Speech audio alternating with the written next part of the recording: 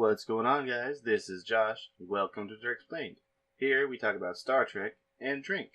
Please like and subscribe after the video if you enjoy it. Now, without further ado, let me Treksplain something to you. The Andorian Incident is the 7th episode of the first season of Star Trek Enterprise. It starts out with some Vulcan monks praying away in a monastery, when, all of a sudden, a bunch of pounding on the door can be heard, and boom! Here come 4 blue-skinned people with antennas on their heads. Who could this be? True fans will recognize them as Andorians, one of the eventual founding members of the Federation. But, as of right now, Andorians really hate the Vulcans.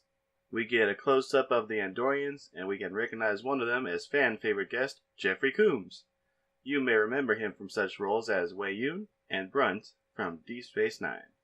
We get the opening credits, and then come back to the Enterprise flying through space.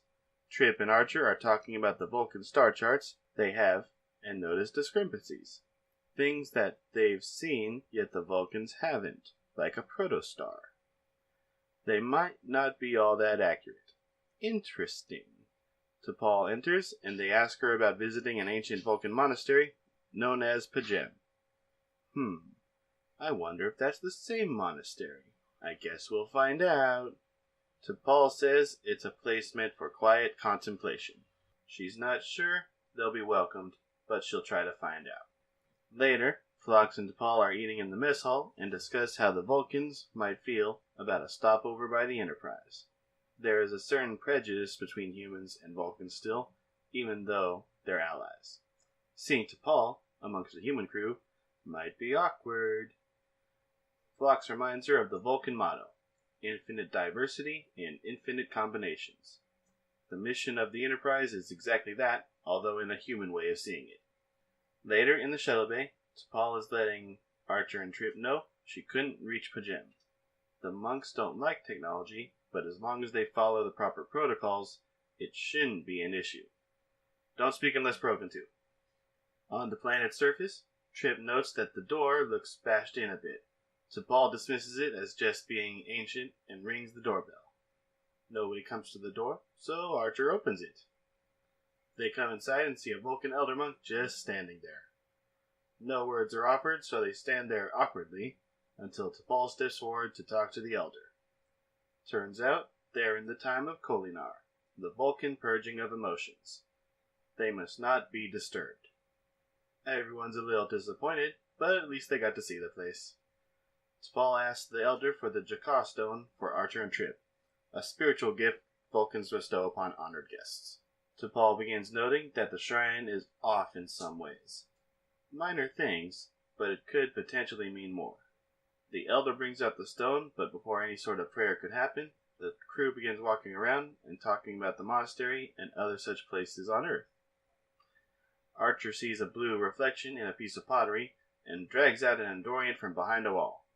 The Andorian's gun falls near T'Pol, and she reaches to pick it up. The 3 other Andorians from before show up and prevent her from doing so. The Andorians take the landing party prisoner and put them in a room with the other monks. The Andorian leader questions Archer about why he came, but doesn't believe him and punches him in the gut with the butt of his gun.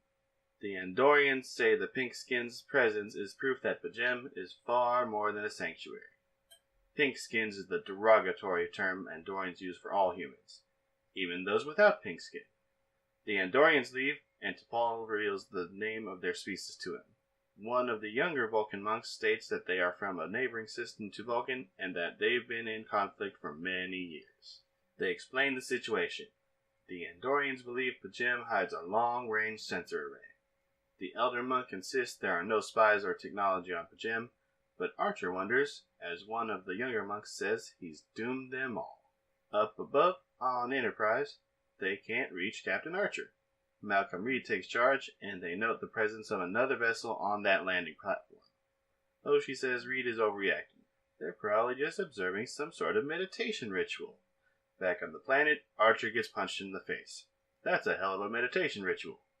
Where's the sensor array? I don't know. The Andorian commander notes that Archer is angry. Humans have emotions. Why do they have a Vulcan science officer? Why? The Andorian commander is about to hit Archer again when a beep from the desk is heard. It's the Enterprise trying to reach him. The Andorian answers and warns them not to try anything before smashing the communicator to pieces. The Enterprise crew tries to reach Tucker and T'Pol, but the Andorian smashes those communicators as well. Reed doesn't like that very much and tells Travis to prep the second shuttle pad and for Hoshi to research the Andorians. One of the junior Andorians suggests decapitating the monks to make Archer tell the truth, but Archer insists he already is telling the truth. It is noteworthy that Archer is, at the moment, telling the truth from his perspective. Archer knows nothing about the gem. The Andorians bring Archer back to the makeshift prison room and drop him on the floor. Archer tells them the monks will start being killed unless the Andorians get what they want. But there's nothing to find. They aren't buying it. What are our options? Well, there is a small subspace radio in the catacombs for emergencies, but it hasn't been used in a long time. One of the younger monks will lead Trip down there. Trip can fix it. Hopefully. As Trip and young monk walk through the catacombs, we see many Vulcan skeletons. Hey, it's Master Haddock, one of the founders of Pajam. Hey, buddy. They continue on and find the transmitter. Trip is passively curious about another passageway and asks about it. That leads to the reliquary. But get back over here and fix this transmitter. Trip gets to work. Later, the Andorians bust into the prison to check on our friends, and everyone is asleep. Trip is back too. Whatever happened, he seems to have finished downstairs. The Andorians leave, everyone wakes up, and Trip works on the radio. Archer and T'Pol share a blanket because it's getting cold. They talk about what to do when Trip gets the radio fixed. An armed assault would be foolhardy and put everyone's lives in danger. So what else? They argue about how Vulcans think they're so superior to everyone when they really aren't. Archer would like to find a peaceful solution, but he's not seeing one. T'Pol says no matter what, she'll obey his orders. On Enterprise, Tucker successfully makes contact with them. Trip says to sit tight, but be prepared to act soon. Shortly after, the monks and Archer make a map of the catacombs using some small discs. Trip notes another passage with 3 dim lights coming from it. Might be the atrium area where they entered. A slow fade reveals the lights as being from a large face built into the wall. The Andorians are in the atrium and talk about how there's nothing out there, but the commander says the Vulcans are just very deceptive. Something is here, it's just a matter of time until they find it. The humans call the Andorians into the prison room. Archer says he needs to speak to the Andorian commander alone. He has some information for him. They bring Archer up to the atrium, and Archer goes into some ramblings about his homeworld, Earth. They punch and kick him around. Archer drops a figurine in the mouth hole of that face, but the Andorians take him back to the prison room. In the catacombs, Trip picks up the figurine. Now they know exactly where those light holes are. Trip brings the figurine back to Archer, and they put their plan into action. Archer tells the monks to just stay out of the way. On Enterprise, Hoshi beams Malcolm and 2 crewmen down to the place. Keep in mind, at this point, the transporter is super new, so there are all sorts of stories about it not being safe for people to beam through. The Andorians detect an energy surge and run to the prison room. Archer ushers in the 3 who beamed into the catacombs just before the Andorians reach it. The commander says they detected an energy surge, but T'Pol suggests they have faulty equipment. He glares at her, then leaves his second-in-command behind to watch them and leaves the room.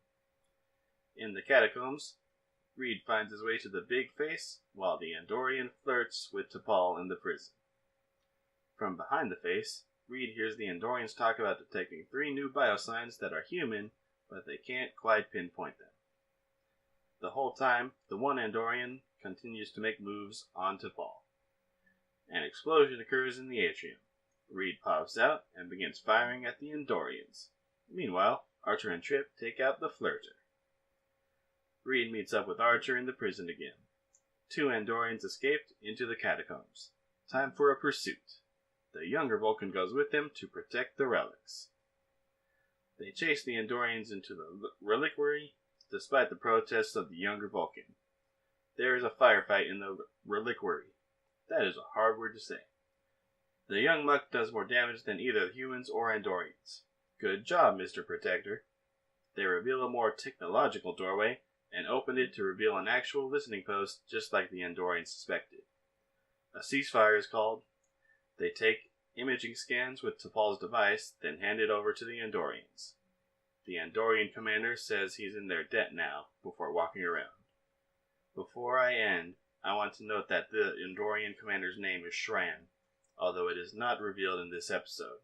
It is revealed in the next Andorian episode called Shadows of the Gem. That's all for today's episode. Thanks for watching Treksplained. If you liked today's video, please drop a like and subscribe so you get updates on new videos. See you next time on Treksplained.